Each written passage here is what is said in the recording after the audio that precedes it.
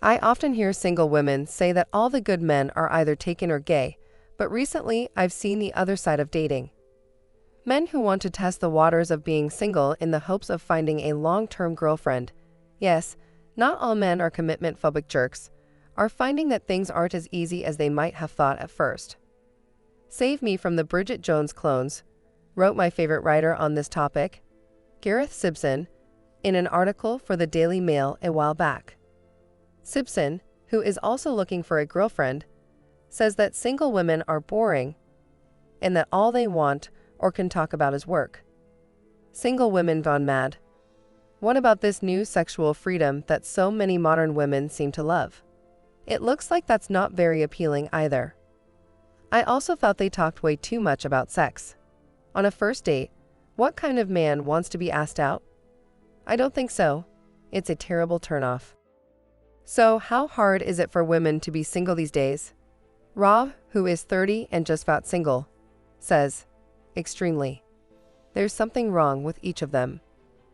Rob says that women today are so complicated, jealous, emotionally unstable, and clueless that he worries he'll never find a wife, let alone a normal, sane girlfriend. I asked him to explain more, and he did, and it didn't look good. Here are the top 6 reasons why he doesn't want to settle down, to warn all the single women out there who are looking for a man.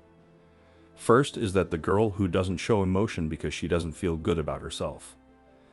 These are great women at first, but as soon as they realize I'm a nice guy, they start telling me about all their problems. One thing follows another, so I try to help them as much as I can, but the more I do, the more they cling to me and act worse. Second reason is that the crazy girl who stalks people. This is the one who goes crazy or thinks I'm seeing someone else if I don't pay attention to her every second of the day. She thinks that everything I say is meant to hurt her. She has a lot of self-doubt. I often wonder if she really likes me or is just using me as a crutch. The one who stole money. She only wants to hang out with me if I take her to a fancy restaurant or take her away for the weekend every week. I once took a girl to Vegas for a week. We stayed in one of the best suites at the Bellagio, where I spent a lot of money. I wanted to do something easy the next week.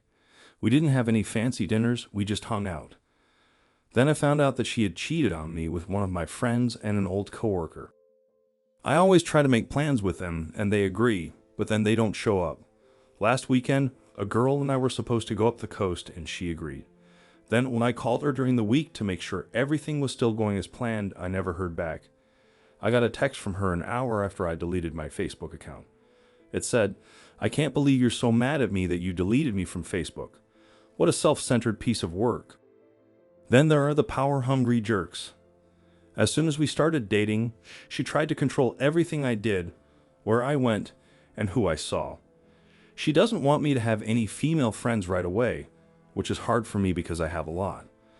Even though it doesn't mean anything, she insists that I get rid of my friends, no matter how much you try to explain it to her. She won't switch her Facebook status from single to in a relationship. She didn't want to say on Facebook that she was no longer single. I know this isn't a big deal, but I know how men think and act, and a lot of men asked her out on dates and sent her dirty text messages. Instead of telling them she had a boyfriend, she refused and either ignored them or sometimes even wrote back to play along. I am done with these girls and will stay single forever.